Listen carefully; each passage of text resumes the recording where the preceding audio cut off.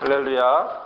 주의 말씀이 저와 여러분의 삶 가운데 함께하고 그 말씀이 우리의 삶을 움직여주고 또 역사할 줄 믿습니다. 우리가 지금 예배하러 왔죠. 주 앞에 주님의 부활을 기념하는 주일을 맞아서 예배하러 왔는데 여러분에게 또 질문하고 싶은데요. 무엇을 가지고 오셨나요? 자, 여러분이 예배 올 때 무엇을 가지고 오셨나요? 저나 여러분이 오면서 어떤 무엇을 가지고 왔을까요? 지난 수요일 날 성경 공부를 하면서 예배에 관해서 잠시 살펴보게 되었는데요.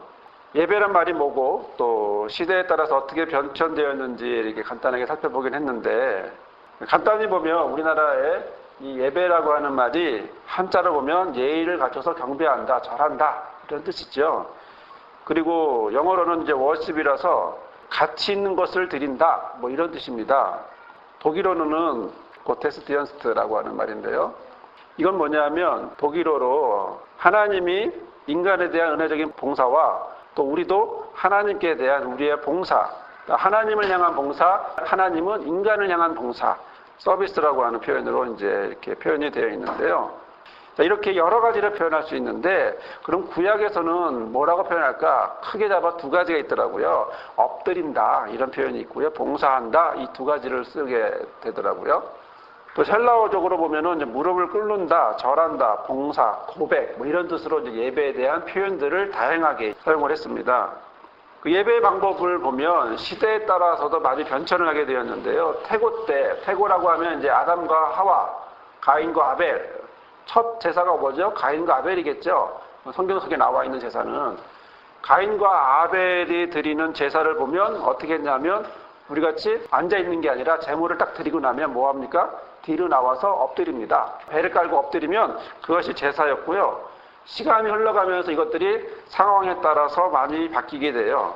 시대를 조금씩 나눠본다면 태고라고 하는 것도 있고 족장시대, 출애굽, 광야시대, 그다음에 사사, 그 다음에는 이제 다윗을 통해서 통일왕국이 되고 또 나라가 분열되는 분열왕정이 되고 그러고 나서는 바벨론으로부터 오는 포로시대, 포로로 갔으니까 또 뭐예요? 다시 귀환하죠. 귀환하고 이런 많은 시간 속에서 예배는 어떻게 바뀌냐면 성막이라고 하는 것에서 성전을 지으니까 성전 제사로 그러면서 회당이라고 하는 것으로 예배가 상황에 따라 시대에 따라 바뀌어지게 돼요. 이 바뀌어지는 예배는 예수님 당시에 두 가지 모습으로 크게 잡았죠. 성전 제사와 회당 예배로 두 가지로 잡혀 있었는데 이것이 거기서 멈춘 게 아니라 시간이 흘러가면서 또 변하기 시작했는데 그리스도교가 생기면서 신약시대에 또 초대교회나 교부시대 이럴 때는 어떻게 되냐면 지하로 들어갔어요. 탄압이 있으니까 믿을 수가 없으니까 지하로 들어갔다가 중세시대가 들어가기 전에 허락이 되면서 이제 지하에 있던 교회들이 어떻게 해요? 나오죠. 나오면서 이제 공예배로 이제 드려지기 시작하면서 중세교회 시대와 또 그 중세교회 시대가 또 타락하니까 종교개혁 시대가 되고 그리고 다시 유럽과 미국으로 여러 가지 근대와 또 현대 더 나아가 지금은 포스트 모던 같은 그런 모습으로 시대에 따라 상황에 따라 계속 바뀌어지고 있죠. 그리고 이제 지금 우리의 예배의 모습을 갖고 있는 거예요. 참으로 다양하게 시대에 따라 변하게 되었죠. 그런데 이 지금의 예배는요, 또 다른 특징이 하나 있는데 뭐냐면 한 번 드리고 끝나는 게 아니에요. 지금의 예배는 과학이 발전하니까 녹화해놓고 인터넷이 발전하니까 원하면 언제든지 그러니까 언제 어느 곳 상관없이 원하면 클릭하면 볼 수 있는 것이 예배예요. 이제 너무나 쉽고 너무나 간단하고 이제는 인공위성으로까지도 예배를 하고 있는 그렇죠? 그렇게 받아서 예배하고 있는 이런 모습으로 시대가 바뀌었어요. 옛날에 제물 갖다 놓고 거기서 엎드리고 있는 그 제사부터 시작해서 지금의 예배는 너무나 다양하고 너무나 화려하고 너무나 멋지고 옷으로 비유한다면 여러 가지 옷으로 계속 바뀌어진 것을 보게 되죠. 하지만 옷이 바뀌었듯이 이렇게 예배 모양도 예배 형식도 시대와 상황에 따라서 계속 바뀌었지만 하지만 바뀌지 않은 게 있더라고요. 뭘까요? 무엇이 바뀌지 않았을까요? 그건 그 옷을 입어야 할 사람이 있듯이 그 안에 핵심인 한 가지는 변함이 없다라고 하는 거예요. 그 변하지 않은 게 뭘까? 예배에 있어서 변하지 않는 게 뭘까? 시대에 따라서 상황에 따라서 끝없이 바뀌어지고 맞춰지고 변화되고 있는 이런 예배에 있어서 가장 중요한 그것은 뭘까? 바뀔 수 없는 한 가지가 있다면 뭘까요?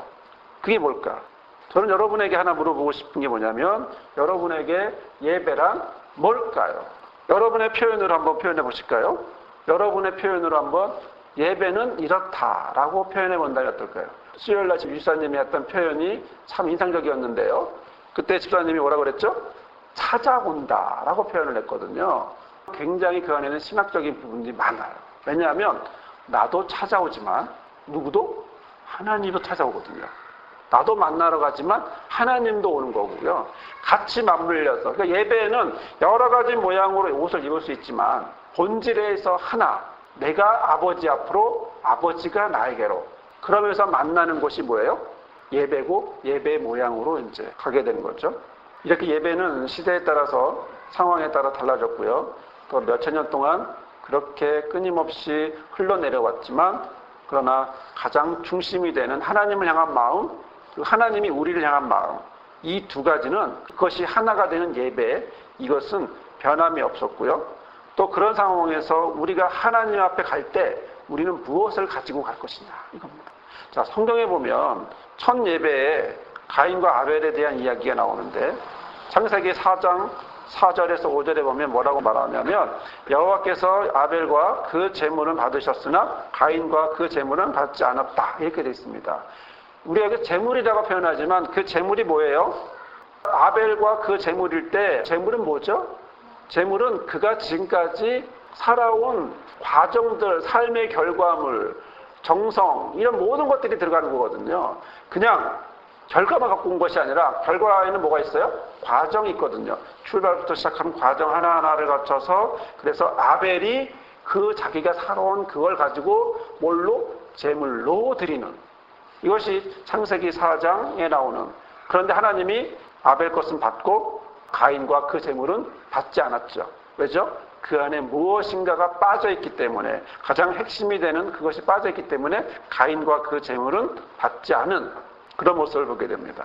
저와 여러분이 예배를 올 때 무엇을 가지고 왔을까요?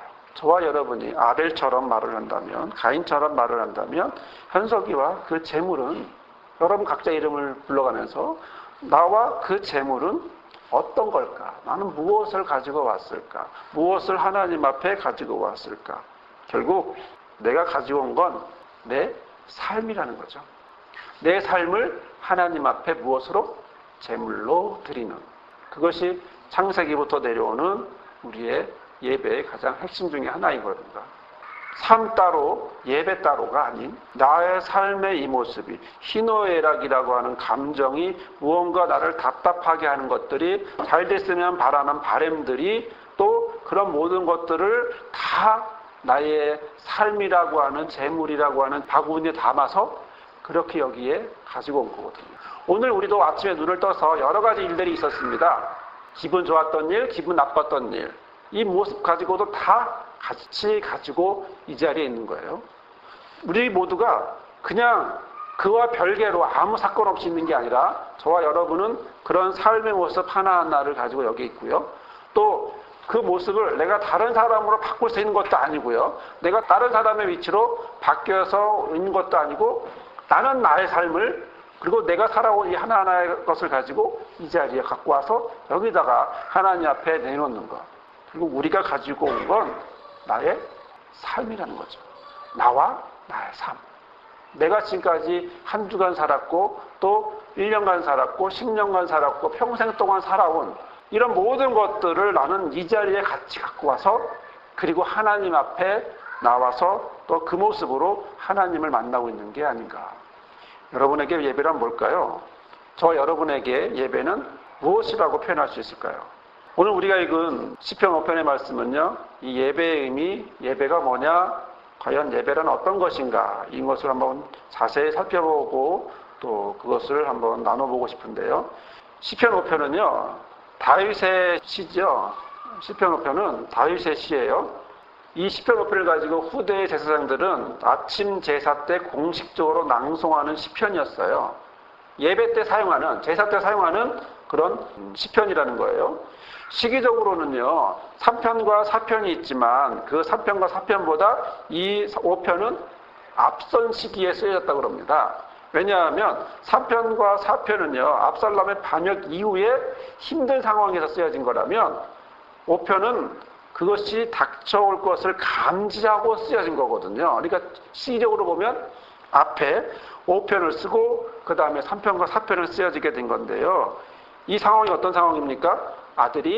압살롬이라는 아들이 아버지를 배반하고 아버지를 몰아내고 자신이 직접 왕의 자리에 앉겠다. 바로 이 부분인 거죠. 다윗이 그때 무엇을 합니까? 다윗은 그때 이것을 어떻게 받아들이죠? 그리고 이것을 어떻게 하려고 다윗은 결정합니까? 자, 우리 같으면 이런 상황이 되면 우리 같으면 어떻게 하죠? 아들이 나를 배반하고 나를 몰아내고 쫓아내고 죽이려고 하는 상황에서 나는 과연 어떻게 할까? 어떤 모습을 할까?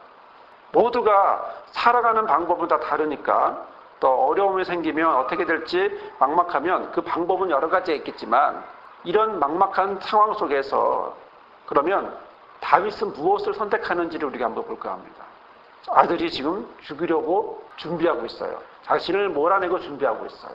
좀 있으면 아들이 배반하면서 할 수 있어요. 옛날 같으면 아들이 배반하면 어떡합니까?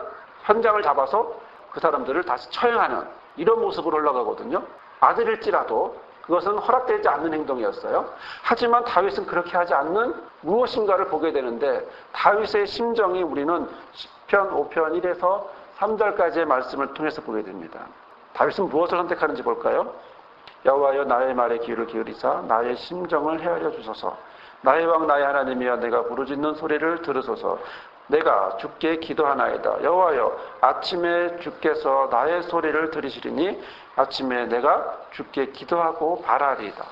지금 우리는 어려운 일이 생기면 기도하라 이런 얘기를 하고 있는 게 아니고요. 어려운 일이 생긴 다윗이 지금 무엇을 하고 있느냐를 보려는 거예요. 지금 어려운 일이 생긴 이 다윗은 어떻게 하고 있습니까? 지금 누구에게로 가고 있습니까? 가서 뭐라고 하고 있나요? 또 뭘 꺼내놓고 있죠? 다윗은 이런 상황 속에서 겪고 있는 자신의 마음의 고통을 호소하고 있어요. 암담한 상황을 토해내고 있거든요. 1절을 보시면 자신의 말에 귀를 기울여 달라고 하면서 자신의 심정, 이 심정이라는 표현은 뭐냐면 이 중얼거리는 거예요. 낮은 소리로 중얼거리는 표현을 말하는 거거든요. 낮은 소리로 중얼중얼거리고 있는 간절한 진실한 자신의 마음을 이해해 달라고 1절은 말해주고 있고 2절은 다급한 심정으로 말하고 있는데 그것은 도움을 요청하는 부르짖는 소리로 큰 소리로 관심을 끌어달라고 경청해달라고 나의 삶을 봐달라고 그렇게 얘기하고 있는 거죠. 왜냐하면 내가 당신께 기도하고 있기 때문에. 3절은요. 아침에 나의 소리를 들으신다 라는 말은 무슨 얘기예요? 어둠이 지나서 이 어둠이 지나면 뭐가 옵니까? 밝은 태양이 이제 비추듯이 고통 중에 지나가고 다시 구원이 될 거라고 하는 소망을 품고서 기도하고 있는 거죠. 다윗은 자신을 하나님 앞에 호소하고 있어요. 자신의 상황을요, 자신이 처해 있는 이런 삶을 있는 그대로 작은 목소리로 또는 큰 목소리로 그리고 소망을 가지면서 기도하고 있어요. 이 1절에서 3절까지의 말씀을 보면서 남들처럼 일반적으로 하는 왕의 모습을 선택하지 않고 다윗은 지금 무엇을 하고 있는가? 하나님 앞에 나가서 자신의 마음을 작은 소리, 중얼거리는 소리, 큰 소리로 자신의 심정을 토해내고 호소하고 있는 것을 볼 수 있는데요. 그러면 그렇게 바라보고 있는 하나님은, 그렇게 다윗이 바라보고 있는 하나님은 어떤 분이길래 다윗은 이렇게 그에게 가서 말하고 있을까?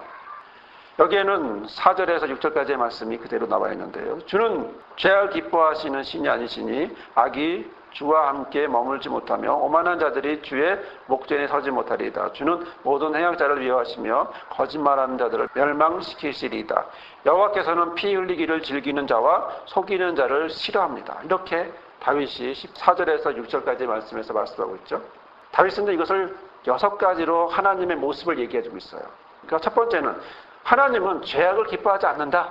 두 번째, 하나님은 악이 함께 머물 수 없다. 세 번째, 오만한 자들이 주 앞에 서지 못한다. 네 번째로, 모든 행악자들을 하나님은 미워하신다. 다섯 번째로, 하나님은 거짓말하는 자들을 멸망시킨다.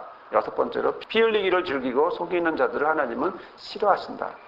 이거를 정리하면 하나로 묶으면 뭐라고 표현할 수 있을까요? 공의롭다라는 거죠. 하나님은 거룩하다라는 거예요. 그런데 이 반대되는 것은 하나님과 함께 할 수 없다. 거룩하시고 공의로운 그분과 이 반대되는 모습은 어떻게 해요? 같은 자리에 있을 수 없다. 자, 그러면 다윗이 만난 이런 상황은 그럼 하나님이 원하는 상황일까요? 하나님이 기뻐하는 상황이었나요? 자, 자세히 보면 지금 어떤 상황입니까? 아들이 배반하는 상황, 아들이 자기를 죽이려고 하는 상황, 그리고 그 죽이려고 하는 상황이 하나님의 모습과 똑같을까요? 아니요. 정반대의 모습이죠. 그래서 이 모두가 반역을 도모하고 있는 압살롬과 그 추종자의 모습을 다시 다윗은 구체적으로 표현하고 있는데 어디냐면 9절에 표현을 하고 있어요. 9절에 보면 그들의 입에 신비함이 없고 그들의 심중이 심히 약하며 그들의 목구멍은 열린 무덤 같고 그들의 혀로는 아첨 하나이다. 자, 압살롬과 그 추종자들에 대해서 뭐라고 표현합니까? 그들의 입에는 신비함이 없다, 성실함이 없다, 신실함이 없다 이런 뜻이고요. 그래서 그들의 입은 믿을 만한 말이 없다라는 거예요. 그들의 입에서 나오는 것들은 믿을 만한 것이 없다. 두 번째, 그들의 심중이 심히 악하다, 마음이 썩었다라는 표현이고요. 세 번째, 그들의 목구멍은 열린 무덤 같다. 열린 무덤 같다. 무슨 말일까요? 우리나라 무덤은 땅이지만 그곳 무덤은 굴을 파고 뚜껑을 닫잖아요. 그 뚜껑을 열면 어떻게 되죠? 시체 썩은 냄새가 나온다는 거죠. 그렇다면 단순히 그들의 목구멍에서 나오는 그 말들은 썩은 냄새 정도가 아니라 무슨 냄새? 사람을 죽이는 냄새라는 거예요. 죽은 냄새, 죽이는 냄새, 그 정도로 심각한 그런 모습을 얘기하고 있고요. 그의 혀는 아첨, 아첨이라는 건 뭐냐면 속으로는 상대방을 조롱하고 미워하면서도 겉으로는 무언가를 얻기 위해 사탕발림하는 사람을 속이는 얘기예요. 자, 이 모습이 다 어디에 속합니까? 아까 하나님이 싫어하는 모습, 하나님이 거절하는 모습, 거룩하고 공의로운 하나님이 바라지 않는 바로 그런 모습을 누가 하고 있습니까? 다윗의 배반자들이 그렇게 하고 있는 거죠. 구체적으로 이것은 무엇일까요? 다윗에게 이것은 무엇일까요? 다윗에게 이것은 상황이죠. 다윗에게 이것은 고통이에요. 앞으로 어떻게 될지 막막한, 어떻게 될지 답을 알 수 없는 그런 처지예요. 다른 표현으로 이것은 다윗에게 무엇일까요? 다윗이 처해 있는 삶의 자리죠. 다른 곳이 아닌, 다른 사람의 모습이 아닌 지금 다윗이 경험하고 표현하고 있는 뭐예요? 삶의 자리. 다윗이 갖고 있는, 다윗이 겪고 있는 바로 그 자리, 삶의 자리. 그것이 우리의 상황이라면 과연 우리는 어떻게 할까라는 거죠. 고통의 상황이지만 다윗은요, 하나님을 찾아갑니다. 그런데 하나님은 공의롭고 거룩하신 분이에요. 내가 처해 있는 이런 처지, 이런 상황과는 하나님이 원하시는 것은 정반대예요. 분명히 하나님이 원하시는 것은 너무나 거리가 먼 나의 상황과 나의 처지예요. 이게 내 삶의 모습이에요. 나는 과연 이런 힘든 처지와 이런 상황을 이겨낼 힘도, 용기도 있을까? 만약 우리가 그런 경험이라면 과연 우리는 어떻게, 어떤 모습으로 표현할 수 있을까? 어떻게 이것을 극복해 나갈 수 있을까? 자, 그런데요, 오늘 이런 상황 속에서 다윗은 또 하나의 다른 모습을 보여주고 있는데 그건 바로 4에서 6절 그리고 9절에서 연결되어 있는 7절, 8절 그리고 10절이라는 부분과 연결이 된 것을 보게 됩니다. 7절, 8절을 보면요. 오직 나는 주의 풍성한 사랑을 힘입어 주의 집에 들어가 주를 경외함으로 성전을 향하여 예배하리이다. 여호와여 나의 원수들로 말미암아 주의 공의로 나를 인도하시고 주의 길을 내 목전에 곧게 하소서라고 말씀하고 있습니다. 지금 다윗이 지금 무엇을 표현하고 있습니까? 하나님의 풍성한 사랑을 힘입었다고 표현하고 있거든요. 그리고 주의 집에 들어갔다고 얘기하고 있고요. 그리고 주님을 경외하고 성전을 향하여 뭐하고 있다고요? 예배하고 있다고요. 그가 하는 말은요, 그 뒤로 하는 얘기가 뭐냐면 나의 원수들을 내가 싸워 이기게 해달라고 하는 것이 아니라 오히려 그 원수들로 말미암아 하나님의 공의가 나를 인도하고 주의 길을 환히 보여달라고, 열어달라고 그렇게 기도하고 있어요. 여러분, 우리는 어려움이 생기죠. 답답한 일이 생기죠. 어떻게 하죠? 내가 해결하려고 하죠. 내가 그것을 극복해내려고 하죠. 어려움이 생기면요, 우리 아이들이, 남편이, 아니면 뭐 주변에 있는 많은 사람들이 나를 어렵게 하고 힘들게 하면 나 어떻게 하죠? 내가 해결하려고 하고 내가 그것을 판단 내리고 결론을 내리려고 하는데 여기서 아예 그런 행동을 하지 말라는 게 아니라 여기서 핵심은 뭐냐면 내가 해야 될 게 있고 누가? 하나님이 해야 될 게 있다라고 하는 사실을 보여주고 있는 거예요. 이런 어려운 상황 속에서 다윗은 어디에 있습니까? 이런 힘든 상황 속에 다윗은 어디에 있나요? 다윗은 공의롭고 거룩한 하나님과 어렵고 힘든 상황, 이 둘 사이에 다윗은 어디에 있나요? 풍성한 사랑 안에 있다는 거예요. 그것 때문에 어려운 상황 때문에 힘들고 열받고 괴로워하고 있는 것도 아니고요. 내가 하나님 앞에 가지 못해서 힘들어하고 있는 것도 아니고요. 다윗이 갖고 있는 건 뭐냐면 풍성한 사랑 가운데 있고 그 사랑을 힘입어서 하나님의 집에 가고 하나님을 경외하고 성전을 바라보고 예배하고 있고 또 나의 원수들 때문에 뭐예요? 내가 그것을 해결하려고 하는 게 아니라 그것을 어떻게 해요? 주의 공의로 나를 인도하시고 주의 길로 나를 인도해달라고 그렇게 표현하고 고백하고 있는 거예요. 사실 다윗은요, 거룩한 사람이 아니에요. 다윗도 죄를 많이 지은 사람이에요. 얼마나 죄를 많이 지었으면 하나님이 너의 손에는 피가 묻어 있다고 말하잖아요. 그 성전 짓는 걸 허락하지 않아요. 아들에게 허락하잖아요. 또 그가 지은 많은 죄들이 있어요. 그럼에도 불구하고 하나님이 그를 바라보는 건 다른 죄인과 도토리 키재기지만 다른 것이 하나 있기 때문이에요. 뭘까요? 그들은 하나님을 안 보지만 다윗은 하나님을 바라본다는 거예요. 그런 상황에서도 하나님을 바라본다는 거죠. 그러다 보니까 거룩한 하나님을 바라보니까 그가 그 거룩하고 공의로운 하나님이 어떻게 와요? 풍성한 은혜로, 풍성한 사랑으로 그와 함께함으로 다윗을 만나주시고 그 만나주신 그 모습으로 거룩한 집에 경배하고 예배할 수 있도록 도와주는 거죠. 여러분, 이것은 마치 우리의 모습과도 같습니다. 우리가 거룩해서 하나님을 만난다는 것은 불가능하죠. 우리는 거룩하지 않기 때문에 하나님을 만날 수 없어요. 그런데 하나님이 사랑으로 우리에게 오시니까 우리가 바라보는 그 하나님이 은혜로 우리에게 오시니까 우리가 어떻게 해요? 하나님의 집에, 주의 집에 들어가서 예배할 수 있는 거죠. 하나님의 집은 깨끗해요. 그래서 아무나 들어갈 수 없어요. 깨끗한 사람만 들어갈 수 있어요. 하지만 하나님이 사랑으로 품어주니까 깨끗해지는 거죠. 저와 여러분이 오늘 말씀에서 보면서 눈에 들어오는 단어가 하나 있을 것 같은데요. 그건 뭐냐면 8절이라는 거예요. 8절, 나의 원수. 이 원수하니까 좀 거리가 좀 있어 보이죠? 그리고 원수하니까 내 삶에 이게 내 원수였어. 이런 것들도 눈에 기억에 떠오르지 않을까 싶은데요. 저는 이것을 한번 표현을 한번 다르게 한번 바꿔보고 싶은데 그건 뭐냐면 내 처지와 상황. 내 처지와 상황이라는 표현을 한번 바꿔보고 싶어요. 이것을 다르게 한번 읽어보면 여호와여 나의 처지와 상황들로 말미암아 주의 공의로 나를 인도하시고 주의 길을 내 목전에 걷게 하소서. 주님, 나를 대적하는 원수 아니요 처지와 상황들을 보시고 그런 처지와 상황들 때문에 그 상황들을 통해서 내가 어디로? 주의 공의로 나를 인도해 달라고 또 내가 주님의 길을 환히 걸어갈 수 있게 해달라고 그렇게 고백하고 있는 거죠. 사랑하는 여러분, 이렇게 자기가 해결하는 것이 아니라 하나님에게 돌리는 다윗은 9절에서 나오는 이 원수들도 10절을 통해서 하나님께 돌리고 있는 사실을 보여주고 있어요. 10절의 말씀을 볼까요? 하나님이여 그들을 정죄하사 자기 꾀에 빠지게 하시고 그 많은 허물로 말미암아 그들을 쫓아내소서. 왜요? 그들이 주님을 배역했기 때문입니다. 여기서 정죄하다라는 말은 재판장이신 하나님이 옳고 그른 죄가 있다 없다라는 걸 유죄 선고를 해달라고 하는 그런 요청입니다. 왜요? 그들은 하나님의 뜻을 저버렸기 때문에 죄가 있다라는 거죠. 그런데 그 다음에 그들을 어떻게 해요? 자신의 꾀에 넘어지게 해달라고 자신의 꾀에 넘어지게 해달라고 그렇게 기도하고 있는데요. 실제로 사무엘하 15장 31절에 보면 다윗이 이렇게 기도합니다. 그 압살롬의 그 참모 역할을 하고 있는 모사 역할을 하고 있는 아히도벨이라는 사람이 있는데 다윗이 뭐라고 기도하냐면 아히도벨의 모략을 어리석게 해주십시오 이렇게 기도를 해요.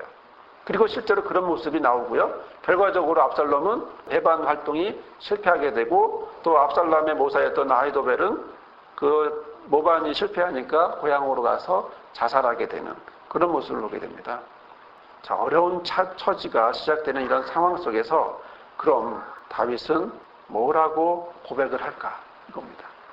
다윗은 이런 상황 속에서 이렇게 어려워지고 될 앞으로 요 방금 말씀 사무엘하 말씀은 미래의 얘기니까 일단 두더라도 그 상황 속에서 어려운 상황이 시작되는 상황 속에서 다윗은 뭐라고 고백할까? 11절, 12절에 있는 말씀이 바로 그 모습을 기록하고 있는데요. 다윗의 고백을 우리가 볼 수 있습니다. 그러나 주께 피하는 모든 사람은 다 기뻐하며 주의 보호로 말미암아 영원히 기뻐 외치고 주의 이름을 사랑하는 자들은 주를 즐거워하리이다.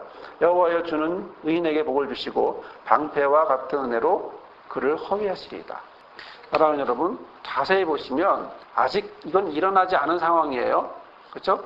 어려운 처지가 지금 일어나려고 하고 있고, 그리고 그 결과가 맺어진 게 아니에요. 앞으로 어려움과 고난이 있어요. 그런 고난과 상황 지나고 나서 한참 뒤에 있을 일을 이 다윗은 고백하고 있는 거예요. 뭐라고요? 하나씩 하나씩 하면서. 근데 놀라운 건 뭐냐면 점층적인 표현을 하고 있어요. 한꺼번에 우르르 딱 끝내는 게 아니라 하나씩 하나씩 발전해 나가는 표현을 하고 있는데요.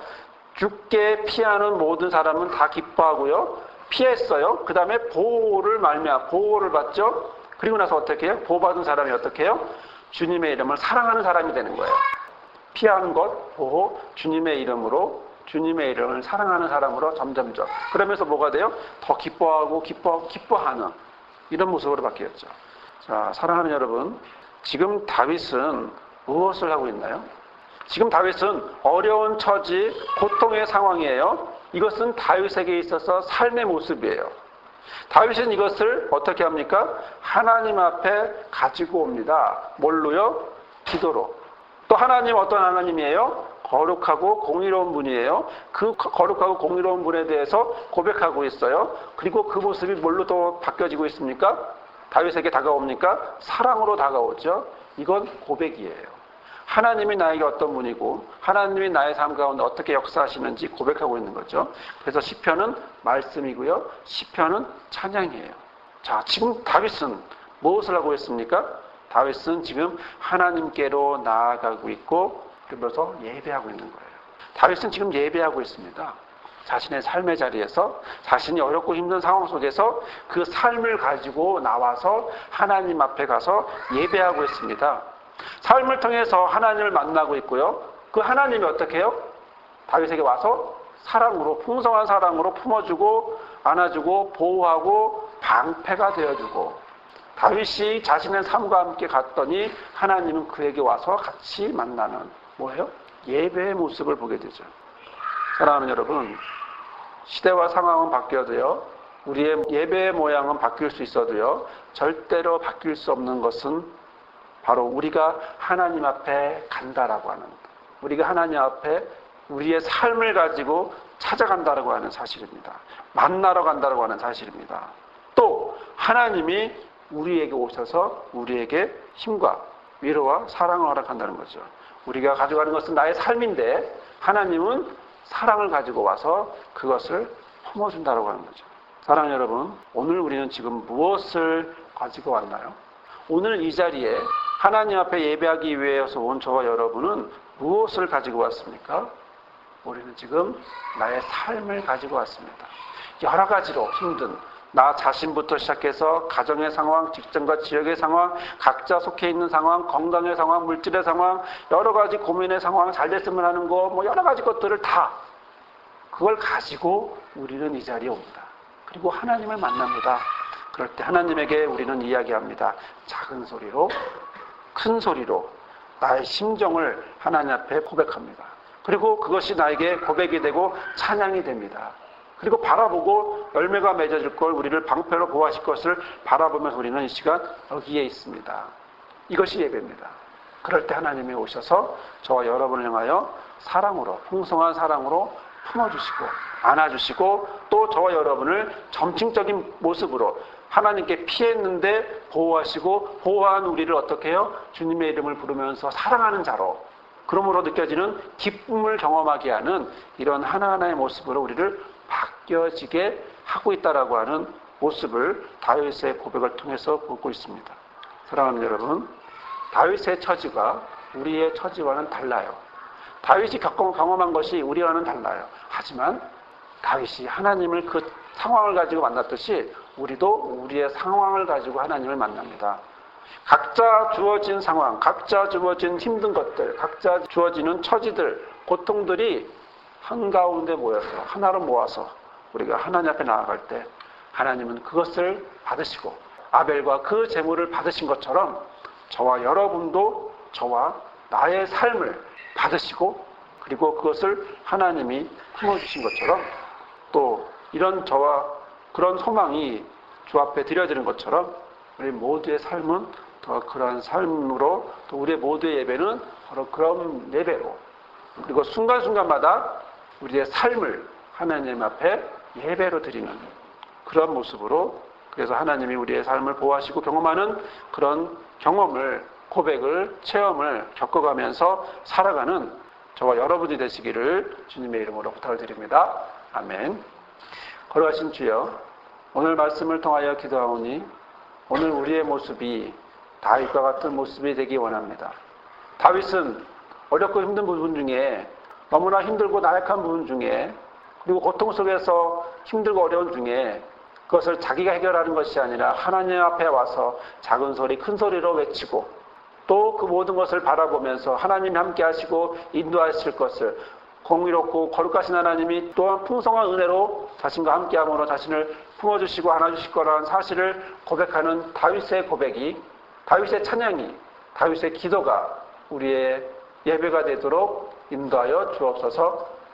이제는 우리 주 예수 그리스도의 은혜와 거룩하고 공의를 행하시되 사랑으로 행하시는 아버지 하나님의 크신 사랑과 삶을 통해 예배하게 하시고 우리를 인도하여 주시고 보호하시는 성령의 역사 함께 품어주심이 오늘 우리의 삶을 하나님 앞에 가져와 기도하고 고백하고 찬양하고 말씀으로 결단하며 하나님의 보호하심으로 새로워지기를 바라는 모든 성도들 삶 위에 목자와 리더들 삶 위에 우리 교회 위에 영원히 함께 하옵시기를 간절히 축원하옵나이다. 아멘.